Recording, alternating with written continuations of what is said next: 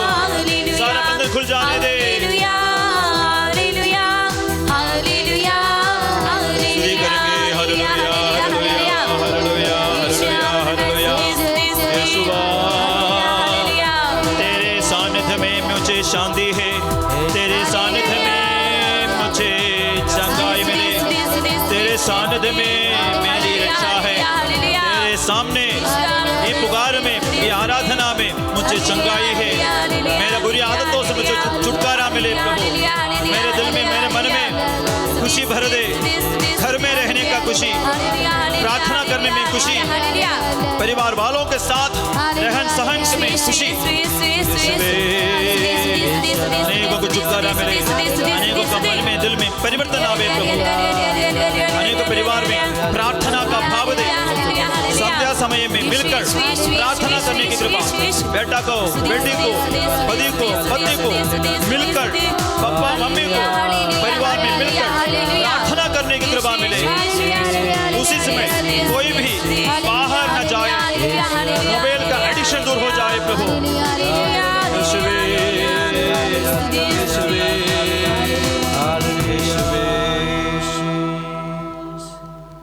यीशु, इस वक्त हम जीवन के यही परिस्थिति को हम भी समर्पित करते हैं। यीशु, मेरा कब्र भी प्रभु जिसमें मैं रहता है अपनी बुरी आदतों से बचाइए प्रभु। मेरा जीवन, मेरा घर भी कब्रिस्तान जैसा है प्रभु। जैसे ये बुरी आदत, ये अबदूद ग्रस्त व्यक्ति के जीवन में हमने देखा, ये सब मेरे परिवार में है प्रभु, मेरे जीवन में है, मेरे जीवन में कुछ न कुछ है। ये आदतों में एक या दो हमको बचाइए यीशु।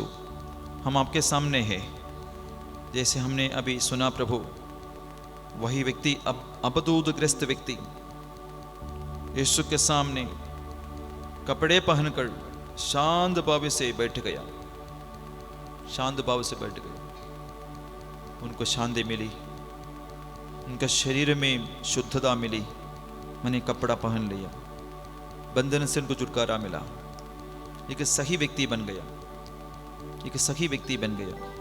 प्रभु, मैं भी अपने जीवन में, अपने परिवार में, अपने रिश्ते में, चाहे जहां भी हो वहां में एक अच्छा व्यक्ति बन जाओ प्रभु।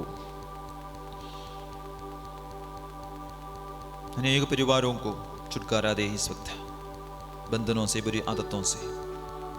सब परिवार संध्या वंदना करते हुए, मिलजुल के रहते हुए, एक साथ मिलकर भोजन करते हुए परिवार का सही जीवन जी सके प्रभु। आपका आत्मा भेजिए, पवित्र आत्मा भेजिए प्रभु। आइए हम यीशु का आशीर्वाद प्राप्त करें।